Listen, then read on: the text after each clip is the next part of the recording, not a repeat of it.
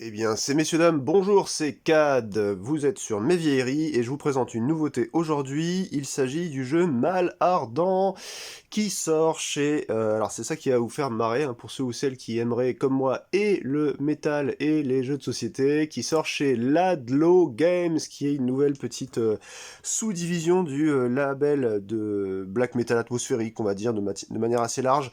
Ladlo, donc Les Acteurs de l'Ombre, c'est un jeu de Guillaume Tocco, de Régis Vimeux, de Maxime Brosset et de Célia Pedel, avec, a priori, si je me souviens bien, c'est bien notre ami Guillaume qui est au crayon là-dessus, avec ce magnifique logo, qui fait très black metal, effectivement, et puis ce petit village, serait-ce Saint-Antoine-l'Abbaye, en Isère peut-être. Donc on va parler de ça tout de suite, puisque vous êtes sur une vidéo de déballage, je ferai une autre vidéo normalement euh, incessamment sous peu, comme disait Monsieur Guillaume de Trick Track, pour pouvoir vous montrer ça, parce que là c'est noir, et il fait nuit, c'est un peu pénible. J'essaierai de vous montrer ça un peu plus tard, donc la vidéo va sortir le lendemain ou le même jour sur la chaîne, je sais pas trop, vous allez voir comment ça se passe, pour vous montrer un petit peu les règles. Et y a rien de très compliqué en vérité, hein, c'est un jeu à rôle caché, vous allez le voir. Là on va déjà juste regarder le matos, je vais m'extasier sur cette copie qui m'a été envoyée gracieusement donc par Guillaume, merci encore à toi cher ami. Et puis je vais pouvoir vous montrer un petit peu ce qu'il y a dedans. Donc il s'agit de la version définitive bien entendu, le jeu a été backé sur le courant de l'année 2024. Parti en fabrication, je crois, vers septembre ou octobre, et puis là, ils ont reçu leur copie, et puis ils commencent voilà, en parler un peu autour d'eux. Il y a eu déjà quelques vidéos qui sont sorties depuis un an avec des prototypes qui étaient très bien faits, puisque là, vous avez une matière, enfin, vous avez un jeu qui ressemble énormément au prototype, hein, à part 2-3 petits détails qui ont été changés. C'est un jeu qui dure de 45 à 60 minutes pour 14 ans et plus, et ça se joue entre 5 et 8 personnes. On y reviendra soit sur cette vidéo, sur la vidéo des règles, je vous montrerai que potentiellement c'est plus difficile mais ça c'est normal, hein, pour ce genre de jeu, tout ce qui est insider, loup-garou, c'est plus difficile pour les méchants entre guillemets, si vous êtes sur la phase haute, c'est-à-dire entre 5 à 6 joueurs, vous avez 2 traîtres en gros, et entre 7 à 8 joueurs, vous en avez 3. Du coup, si vous jouez à 5 et si vous jouez à 7, eh bien c'est plus simple, en fait, c'est moins dilué finalement les, les méchants, je sais plus comment ils s'appellent dans ce jeu-là, et du coup, voilà, on en parlera au niveau de la règle, hein, je pense, quand on fera la vidéo. Là, on va devoir juste regarder un petit peu, enfin, devoir, moi c'est un plaisir, hein, d'ouvrir ça, les ouvertures, les déballages, les unboxings, etc. J'en fais un peu sur cette chaîne-là, quand je peux. Donc je tiens encore une fois à remercier l'équipe de production et la direction de projet, quoi, donc qui sont là, que j'ai mentionné tout à l'heure, pour le jeu, et pour m'avoir envoyé donc une copie, sachant que le jeu est présenté à Cannes, donc pour le festival ludique là, le 28 février, et ils vont pouvoir être dispo pour répondre à vos questions. J'ai déjà posé quelques questions à Guillaume qui m'a gentiment répondu, c'est quelqu'un de vraiment très chaleureux. Je pourrais vous donner ça et là des réponses. Alors on est sur une sorte de boîte qui fait un peu simili-cuir, je dirais, assez bel effet. De toute façon, du doré comme ça, vous savez, vous allez retrouver ça sur certaines jaquettes, je dirais, de Digipack. Et là, vous avez bien entendu une sorte de vernis sélectif au-dessus, donc qui est du plus bel effet. C'est un jeu que vous allez trouver en fait au niveau de leur site directement, Ladlo. Qu'est-ce qu'il m'a dit aussi? Sur Jeux Délire, il y aura une distribution là-dessus. Peut-être aussi sur un grand magasin de distribution et de vente de jeux de société français qui est assez connu. Je vous mettrai les liens de toute façon en description de ceux que j'ai au moment où je tourne la vidéo. N'hésitez pas à poser des questions pour que je puisse m'enquérir de vous répondre le plus vite possible. Et c'est un jeu qui tourne aux alentours des 40 €, si je ne m'abuse. Donc là, on est carton retourné, etc. Pas de problème. Je vais regarder un petit peu ce qu'il y a ici. Alors ça, c'est justement le Mal Ardent, vu que c'est la version définitive. Avant, c'était juste une petite barrière qui avançait. Maintenant, c'est bon. Euh, donc c'est cette espèce je sais pas, de démon, alors que en réalité, le mal ardent, c'est le mal des ardents, c'était justement vous savez, ce qu'on appelait le délire là de l'ergot de seigle, depuis le haut Moyen-Âge jusqu'à Pont-Saint-Esprit, justement, dans le Gard, à cette histoire là avec la CIA, que vous connaissez peut-être. Donc, on a quoi? On a cette petite punchboard pour réaliser eh bien, la maquette du Mal des Ardents qui va avancer. On a eh bien, comment dirais-je, le quadrillage de la piste. Je vais vous l'ouvrir tout de suite. Clac. Globalement, je fais pas mal de jeux de société, hein. Vous le savez peut-être pas, vous me connaissez peut-être pas, si vous tombez sur cette vidéo. Ça fait depuis 95 que je suis assez fan de ça, cartes à collectionner et compagnie, Star Wars, etc. Et je regarde souvent le matos. Déjà, c'est pas cool quand il y a trop de plastique, ça n'a pas l'air d'être le cas ici, à part peut-être juste le trail de rangement à l'intérieur. Ici, vous avez une piste qui vous indique où positionner en fait sur la croix eh bien, les différentes parties du plateau de jeu. Donc c'est un jeu d'ambiance certes, mais il y a quand même un petit peu de matos. Donc là c'est une fois que les prières ont été révélées, là ça doit être de la défausse, c'est ceux qui ont été peut-être exécutés, je sais plus exactement. Donc ça se crée comme ça, je sais pas si je vais peut-être pas avoir assez de place parce que j'ai une petite table, mais en gros ça se met comme ça, comme une sorte de... C'est un peu le fond de la nef, vous savez, avec le transept, comme si c'était sur une église. On est dans une thématique moyenâgeuse, ça aurait pu être tout autre, mais ça fait très black metal aussi, hein, de rester dans ce thème-là. Donc, regardez comment ça se passe, c'est juste une piste à monter comme ça. Alors bien entendu, c'est pas 1 ici, hein, ça va dans... il y a une sorte de dégradé. Ça commence par 5, ici au niveau des fléaux, ensuite ça descend 4. Ensuite, vous allez avoir le... qu'est-ce que je dis comme 5, 4. Ici, il doit y avoir un 3, non? Je sais pas. Ou directement un 1. Ah oui, le 3, bah justement, c'est ce qu'il y a à côté. Clac, on le voit apparaître comme ça. Voilà, 3, 2, 3. Il n'y a pas de 2 là. 3. Si, là, il y a un 2 ici. Comment ça se fait? Est-ce que c'est bon ou pas? Je suis même pas sûr que ce soit dans le bon ordre. Non, c'est pas le bon ordre. Ça, c'est de l'autre côté. A priori. Qu'est-ce que je dis comme bêtise? Oui, voilà, c'est ça. 3, 2, voilà, c'est bien ça. Vous le mettez comme ça, celui-ci, avec l'œil là. Et ensuite, de l'autre côté, il y aura bien entendu l'autre, ici, 3, 2, et ça finit par le 1 tout en bas. Ici. Et encore ça continue, le plateau est un peu interminable. Il est en carton, oui, je finissais pas mes phrases. Le carton est quand même doublé, voire triplé, en tout cas il est épais. C'est relativement qualitatif. Voilà, là vous avez la rédemption, et puis ici c'est le Mal des Ardents, vous avez votre petite figurine qui est là, qui va être positionnée ici, puis qui va avancer inexorablement tour par tour pour essayer d'aller tuer des gens. Donc là en l'occurrence, un plateau modulaire comme ça à monter me fait un petit peu penser à, vous savez, celui de Cerbère par exemple. C'est pas bête, on gagne pas mal de place. En plus de ça, comme le carton est encore épais, eh ben, écoutez, je pense qu'on en a pour la somme. Et ensuite, on va regarder le reste. Parce que là, c'est pas pour me déplaire, étant donné que c'est un jeu avec des cartes illustrées, notamment par Guillaume, ou peut-être que par Guillaume, j'ai pas très bien compris. Et une petite pochette ici, qui est une sorte de bague, dice bag, avec des jetons dedans. Et les jetons, alors c'est ce que j'attendais de voir en vrai justement, eh bien sont du plus bel effet puisque j'ai l'impression que c'est du bois. Ouais, c'est du bois avec ce jeton de juge. Alors dans les vidéos qui ont déjà été tournées depuis un an, il était quand même beaucoup plus gros. Je pense qu'il doit y avoir une version que vous pouvez choper sur le site. Encore une fois, regardez dans le lien de la description. Une grosse version en ferraille. Forgée, très jolie. Sinon vous avez un Oya comme ça qui en fait qui donne simplement qui est la personne qui va jouer ce tour-ci, en tout cas qui est le juge finalement du tour. Et ici vous avez eh bien tous les petits logos des différents fléaux en bois, peint et relativement bien foutu en plus, parce qu'on dirait que c'est un petit peu verni sur le dessus. Donc qualitativement, je suis remarquablement surpris. Ouais.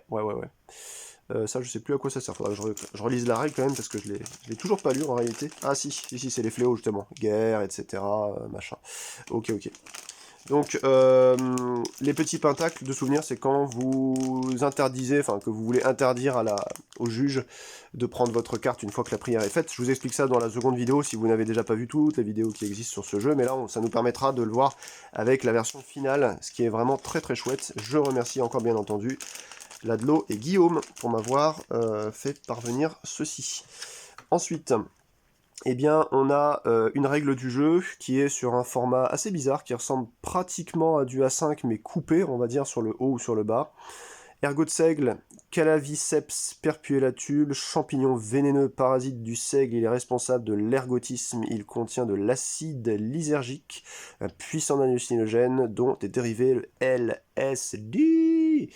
Et ouais, c'est vrai que c'est fait à partir de ce truc-là, quoi, ce fameux champignon de seigle. Donc là, en fait, on a, vous pouvez faire pause, hein, hop là, on a, je dirais un livret déjà qui est manipulable. Souvent, je déteste, moi, surtout dans les Eurogames, vous savez, vous avez des espèces de gros livrets en format carré, c'est impossible de prendre ça sur ses genoux. Ça se tourne, vous avez je sais pas combien de mètres de pages. Ici, en fait, tout est assez gros pour être lu et tient quand même dans une main. Donc c'est vraiment, vraiment, vraiment très chouette, avec des textes d'ambiance, des dessins inédits. Et vous pouvez aussi retrouver des bonus et des add-ons.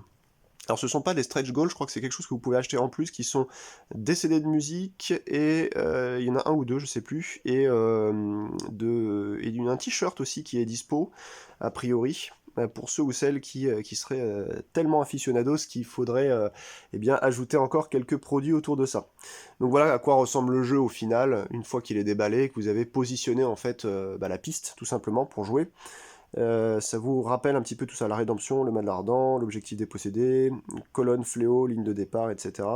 Tout a l'air bien clair. Je ne l'ai pas encore lu sur cette version-là, hein, donc je vais faire ça tout à l'heure, et puis on fera une vidéo, comme je vous ai dit, en règle, très rapide. Enfin, moi, ceux ou celles qui ne me connaissent pas, quand je dis très rapide et que je dis que je suis parti pour 10 minutes, en fait, c'est parti sur 40 minutes. Hein, c'est à chaque fois pareil. Donc vous avez les cartes qu'il me tarde d'aller regarder. Mise en place, déroulement d'un tour. Phase 1, prière. Phase 2, jugement. Et phase 3, franchement, les dessins sont classe. Hein. Vraiment, là, le côté anatomique bien réalisé. Phase 3, condamnation. Il n'y a pas tous les tours, je crois, à condamnation. Fin d'un conseil, fin de partie, résumé d'un conseil, condamnation, boum, on lance le tour, etc. Les cartes pouvoir aussi, parce qu'il y a une sorte de... Il y a des, voilà, déjà il y a 3 castes, puis aussi il y a des pouvoirs. Et hop, plus sur le mal des ardents. Et voilà. Voilà. Donc en fait là on a aussi tous les testeurs, les machins, merci à tous, en tout cas tous ceux qui ont bossé pour la conception ou le travail sur ce jeu. Et alors la direction, la conception, Régis, Maxime, Guillaume, Célia, donc c'est ceux qui sont sur la boîte. Illustration, c'est Guillaume, voilà. Donc là on est sûr, c'est lui seul et entièrement. Direction graphique et artistique, on a Célia aussi qui a participé. Musique Corbac et Hiver, narration Quentin Fourreau, management Gérald Milani et promotion Jean-François Paquier et Marine Callot. Il remercie les acteurs de l'ombre, etc., etc. Alors, qu'est-ce que ça veut dire aussi avant de continuer sur le matériel, vous avez vu, c'est Ladlo Games ou Ladlo Gaming, je sais plus comment ils appellent ça. En fait, Guillaume m'a expliqué que, Ladlo Games, qui m'a expliqué qu'en fait c'était juste une appellation pour avoir tenté l'aventure du jeu de société. On voit bien que dans ce milieu, dans le milieu des collectionneurs de CD, du black metal, etc., c'est quand même quelque chose d'assez commun d'avoir fait vous savez, des jeux de société, des jeux de rôle, des jeux d'ambiance, ou encore même des cartes à collectionner, de la figurine, vous savez, dans les années 80, 90, 2000. Et il y avait bien entendu aussi les livres dont vous êtes le héros. Donc tout ça, c'est un univers, et je trouve que d'avoir pensé, durant le Covid, à s'inspirer d'une pandémie, entre guillemets, hein, pour pouvoir lancer un projet comme ça, je trouve que c'est une très très belle idée. Voilà, donc c'est mu par de bonnes intentions, et c'est assez révélateur d'une envie en fait d'englober, je dirais, plusieurs passions communes. Donc c'est très chouette, et j'espère qu'un jeu comme ça va potentiellement attirer des joueurs, c'est-à-dire des nouveaux joueurs, des gens qui écoutent du métal ou qui sont un peu dans cette mouvance et qui ont toujours vu ça d'un œil un petit peu « Ah, c'est quoi ces geeks bizarres ?» Parce qu'en réalité, c'est trop bien, le jeu de société. Qu'est-ce que je voulais dire? Ouais, donc j'ai posé quelques questions à Guillaume, il m'a dit « Ouais, pas d'add-on prévu pour le moment, parce que tout est bon là, dans cette version-là, on considère qu'il y a pas mal de rejouabilité, le renouvellement, c'est pas forcément ce qu'on cherche dans une ambiance de jeu tel. Donc pour l'instant, on s'interdit rien, mais a priori pas de lancement d'add-on, c'est-à-dire d'extension pour ça. Il y a eu 1000 boîtes, a priori. Je ne sais pas s'il y a du rab ou s'il s'est passé d'autres trucs, mais en tout cas, n'hésitez pas à foncer sur le jeu. Surtout que là, sincèrement, hein, je regarde le matos, ça m'a l'air quand même vraiment quali pour le prix. Disons qu'on se fout pas de vous, quoi. J'ai un peu cette impression-là. Ça fait plaisir, hein, parce qu'il y a beaucoup de... il y a beaucoup dans cet univers de jeux, là, je pense à... Je vais pas dire les noms, parce que ce serait méchant, mais vous vous retrouvez avec des jeux de cartes, c'est que de la carte, et oui, ça affiche 49 € juste parce que le jeu, il y a 56 cartes dedans, mais qu'il a bien marché. Là, on n'est pas sur ça, on est sur un plateau, on est sur des cartes en format tarot français, 120 par 70. Là, je crois que c'est de la petite sleeve. Alors, j'ai une petite anecdote, le stretch goal des 15 000 € n'a pas été atteint, ils se sont arrêtés, je crois, à 14 000 et des brouettes. Du coup, ils ont mis de leur poche pour pouvoir vous offrir eh bien, ce petit jeu de sleeve. Donc sleeve, ça veut dire un pochette pour les cartes, pour, je pense, pour les rôles. Hein. Ils vont pas tout sleever, mais au moins pour les rôles, vous avez ces sleeves-là. Alors, en tant que un peu spécialiste, je ne sais... Attendez. Ah, j'ai l'impression que c'est de la sleeve imprimée. Je suis pas sûr. Ah, d'accord, c'est de la sleeve imprimée des deux côtés en plus. Ouf. Alors, d'expérience, c'est possible. Je vous dis c'est possible. Il faut que je sois totalement honnête pour ceux qui ne connaîtraient pas trop. C'est possible qu'à force de gratter sur la table, etc., l'image commence à pâlir. Donc pour ça, vous avez, si ça vous intéresse, parce que c'est vrai qu'elles sont quand même relativement belles, si vous voulez protéger vos sleeves, il existe en fait sur les gammes japonaises des protège sleeves. Par contre, alors des protège sleeves sur du 63-88, c'est assez classique, c'est-à-dire vous savez les cartes poker, bridge, c'est-à-dire c'est les formats, vous savez, pour les jeux Magic the Gathering, Star Wars CCG, LOTR CCG, Netrunner, tout ça, et les jeux des gammes, vous savez, JCE dans le commerce. Mais alors, par contre, de la protège sleeve, non pas de 63-88, mais de 120 par 70, je poserai la question à mon ami de LudiWorld pour me dire si ça existe, mais a priori, je vais lui poser une colle parce qu'il a beaucoup de matos et je suis pas sûr que de la protège sleeve sur ce format-là soit dispo. En tout cas, si c'est dispo, c'est à mon avis sur marque chinoise ou japonaise, donc faudra voir. Mais en tout cas, super beau. Merci les amis hein, de Malardant d'avoir sorti un peu plus de fric alors que vous n'aviez pas eu le nécessaire pour les stretch goals pour pouvoir faire ce petit cadeau en plus pour vos backers et puis pour les clients. Je trouve que c'est vachement sympa, quoi. Et là, ma partie préférée, les cartes. Alors, on va commencer par peut-être le moins impressionnant, et ensuite, je vois qu'il y a des paquets de cartes qui sont foil, et je raffole pas mal de ça. En plus, les formats sont grands.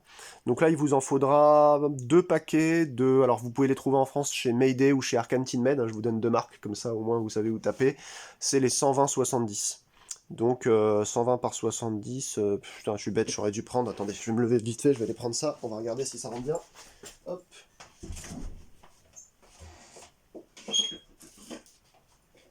Désolé pour les oreilles. Hop là.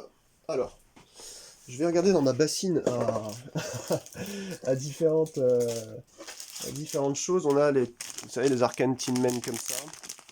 Et a priori, c'est bien ça, je vous dis pas de bêtises. Tac, on en prend une et on va essayer tout simplement de glisser tout ça. Donc c'est vendu généralement par 100, donc il vous faudra deux paquets.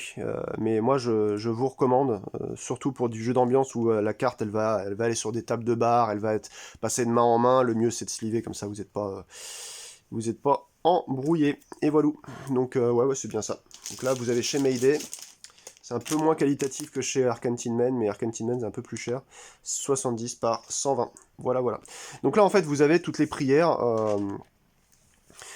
Avec donc quand ça va vers le positif, donc la malpeste, la guerre, la famine, ou je sais plus lequel c'est le dernier, et du coup ça va justement vers la piste blanche, d'accord. Les jetons sont déplacés par là-bas, les cartes sont relativement belles, hein. Franchement, après je les trouve, très sincèrement, je les trouve légèrement, au niveau du grammage à mon avis, ils ont essayé de gagner un peu au niveau de la thune pour ça, je les trouve un petit peu... Ouais, c'est peut-être le défaut, elles sont juste un petit poil trop fines. Je recommande donc fortement l'achat de petites sleeves en plus parce que je les trouve légères quand même. Mais bon. Derrière, vous avez donc voilà des cartes où il n'y a plus forcément une sorte de ravissement avec une colombe, mais plutôt un ciel ténébreux. Pourquoi? Parce que eh bien, vous avez non plus que des jetons qui vont se déplacer vers le bon, mais cette fois-ci avec la couleur, avec un pentacle, ça veut dire qu'en gros que c'est... Putain, j'ai postillonné, quel con. Ça va aller plutôt vers le mal des ardents, justement. Donc là, c'est des cartes qui sont moitié bonnes, moitié pas bonnes, on va dire. Et ensuite, vous avez la même chose avec parfois juste une seule, ou un seul ou deux fléaux, tout simplement. Voilà, donc après, ça s'équilibre, etc. Clac, on va regarder la fin ici, parce que le but, quand même, d'une vidéo de démonstration, c'est de regarder un petit peu tout. Et après, on va passer sur... la plus belle partie sur les cartes foil. Là, globalement, le travail de Guillaume est pas mal. Aïe, aïe, aïe. Y a-t-il un raté? Alors ça, c'est peut-être un truc qu'il fallait pas que je montre. Ouais, c'est une prière à mon avis que je n'ai pas. Il y a eu un raté d'impression à mon avis, c'est sorti. Il doit y avoir une carte qui représente de manière unique en fait un type de prière particulier ici. Et sur ma version, bah, j'irai voir avec Guillaume. Je lui demanderai. De toute façon, généralement, il se réserve 3, 4, 10, 15 boîtes pour dépioter et aller récupérer les manquants et renvoyer au client. Vous en faites pas, il y a toujours un moyen de récupérer un truc, ou alors tout simplement de dessiner dessus ce qui manque, quoi. Parce que de toute façon, les cartes ensuite sont distribuées face cachée. Ici, on arrive sur quasiment que du négatif, ça, là, ça pleut grave, hein, donc il y a des pentacles partout sauf un ici. Et du coup, vous voyez, une fois qu'on arrive dans le pur négatif, alors ça, c'est vraiment des on n'est pas sur les dévots, on est vraiment sur... Comment ils s'appellent les méchants, je sais plus. Sur que de la carte rouge, négative. Donc voilà, celui qui fout ça en prière face cachée, on se dit, bon bah lui, de toute façon, il va avoir envie de limiter la game. Et généralement, quand vous faites ça, c'est que vous faites partie justement parmi les villageois. Je vais essayer quand même d'avoir le bon terme, parce que ça commence à être pas super de vous parler sans les termes. Alors c'est folie, ouais. Famine, guerre, folie, et l'autre je sais plus. Et du coup, parce qu'au début on va le savoir rapidos. Alors, allez là. Carte personnage.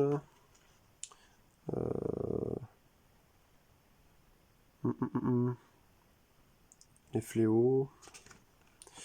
Là où c'est ça? Fidèle et possédé. C'est aussi simple que ça. Voilà. Donc là on va regarder un petit peu ce qu'on a là-dedans.